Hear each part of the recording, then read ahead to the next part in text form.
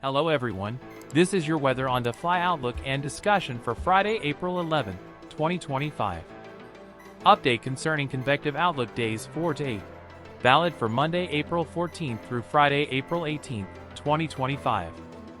Further amplification of a broadening mid and upper level trough and attendant surface cyclone is expected across the upper Great Lakes to the southern Ontario and Quebec border area.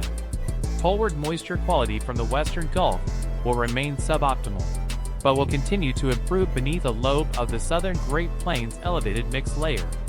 The northeast extent of weak surface buoyancy should overspread the Ohio Valley by Monday afternoon.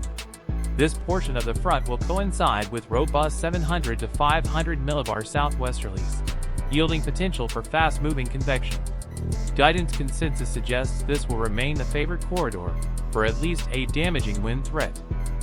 Guidance has trended towards greater amplification of a prairie provinces to north-central U.S. upper trough on Thursday, although run-to-run continuity is quite poor.